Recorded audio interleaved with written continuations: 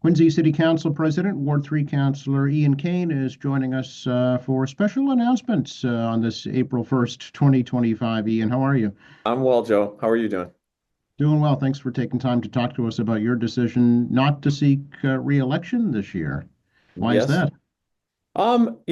I've been in this role for 10 years. I think it comes as no surprise that I've sought another office to, have a sort of greater role in a different capacity. And I don't want to just sit and keep a seat warm while I think about other things. I think that 10 years is a good run. And I'm happy to give the seat up for some new energy and a new voice. I know earlier this year I asked you and you indicated you would be running for re-election. So did something change from then to now? No, I just didn't want to, of course, bury the lead. I think it was something that I had been contemplating, and I didn't, obviously want to give it up too soon. But it was a difficult decision to make too. I think that this role, and I think you see it with a lot of political roles, it becomes a part of people's life and identity, and your involvement becomes so integral to who you are. And I think giving it up is a tough decision. In your announcement, you say this isn't a goodbye to public service. It's simply the end of this chapter. I'll continue advocating for smart, future-focused solutions that serve people first. So, does that mean you'll seek another office in Quincy or elsewhere? We'll see. I honestly have no plan. I think I'm going to see where the open road takes me, so to speak. I yeah, I mean, that's it. I mean, I went for something last year. I'm not going to do this. I'm going to recalibrate and see what happens. I think I don't want to be calculating about any of these things. I want to see what makes sense if there's a role that makes sense at a certain point in time. But I don't want to put that much pressure on it. I think that kind of leaving it be and continuing to be involved. I mean, I got six months left in this term, and however many months, 8 months left in this term. So we'll finish out strong. We still, speaking of sort of forward thinking and innovative concepts, we're gonna get this broadband project over the line. And that's been 7 years. So, these things take a long time too. But yeah, we'll see. Stay tuned. I look forward to staying involved in new ways and finding new ways to engage with the community. Um, and I've got, stuff going on in the background too. So I guess it brings up the obvious question. Will you be supporting or endorsing anybody to replace you? I mean, I don't know of anyone that's running. So it's probably a little premature. Okay. Looking back, Ian, some accomplishments. Obviously, you mentioned the broadband. Anything else that you'd like Yeah, to broadband. I mean, when we came out of the gate in 16 and 17, we started looking at pedestrian safety. That was a big thing that has now come full circle. I think, we sometimes we put these projects forward and people forget that, we've done a lot of work. We've gone through multiple growth stages within the TPAL department since that time. We hosted a town hall meeting last week, and Ed Grennan and Ali Rule were great. And, they have just become such strong leaders of that department and have put together many comprehensive plans that they're implementing today that is seeking to continue to protect pedestrian safety that we sought when we came out in 16 and 17. I think people might also forget and Nina and I, we're very much looking for fiscal responsibility within the city. We had started to come up with capital improvement plans that we thought were not as organized as they could be, not really looking at the prioritizations across the city and how we spend money. Um, the broadband thing comes up in 18. We continued one of the greatest things that we did, Walter Hubley and I, we came up, with Porch Fest. That's a great community initiative that is now an annuity across the city that people look forward to. It's so nice to hear that people plan their own events around Porch Fest and getting people together. And again, that's community engagement. Yeah, I mean, there have been a whole host of things. Of course, most recently, figuring out how to protect the tax exempt status of municipal bonds.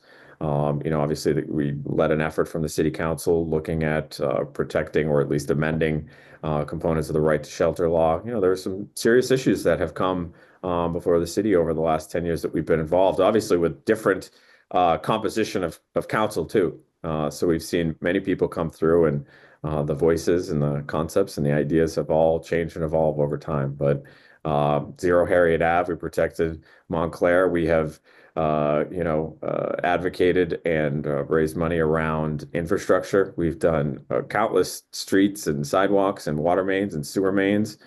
And in collaboration with National Grid, we've seen a lot of that work, which we're still on the other side of now.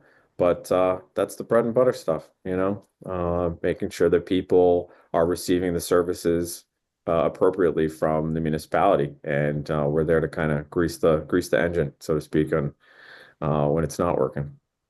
Any, I don't, regrets or things left on the table that you didn't feel that you got to accomplish? Um, Not, I mean, no regrets. Absolutely no regrets.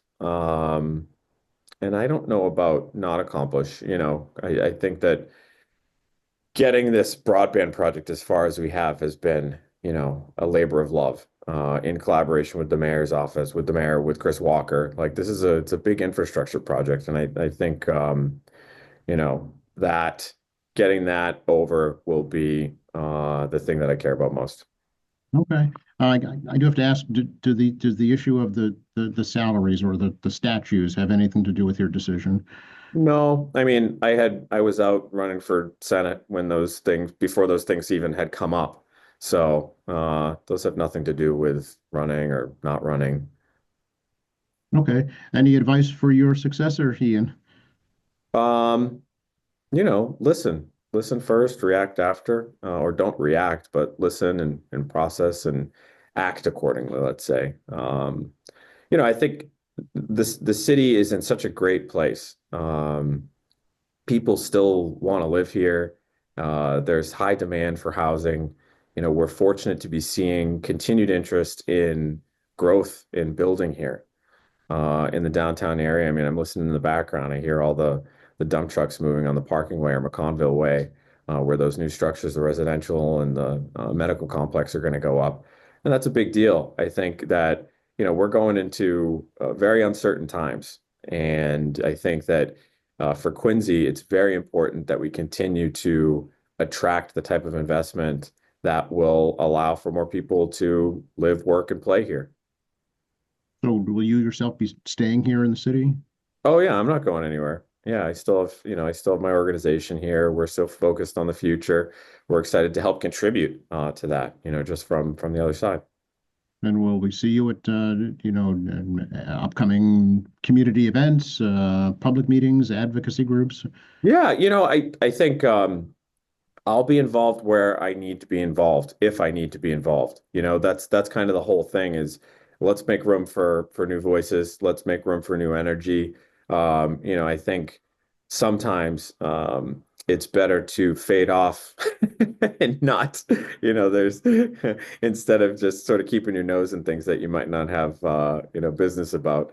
I think but I am excited to actually learn from a different perspective. I mean, I think today has been interesting putting out this message, and the responses that I've received so far have just been very positive. I thought I was making this decision very quickly and easily, and it's just another day and moving on. But it's not so simple. It's a little bittersweet for me. And 10 years, I mean, this has been a very consistent part of my life for 10 years. And I have, met, engaged with, developed relationships with such wonderful people. And, this city is just such an important place to me that I'm not walking away from the city. I'm just walking away from this role.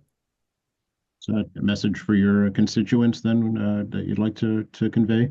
Thank you. Thank you. I am filled with gratitude for the trust and the faith that people have put in me. I mean, it speaks um, it volumes, when you go out and you represent yourself as a person that can do work for people, and they put their faith and trust in you, and you got to deliver on that. And I hope I did okay for you guys. So I'm thankful for the opportunity that you give me 5 times over to be a leader in this city. And I look forward to continue engaging in the community.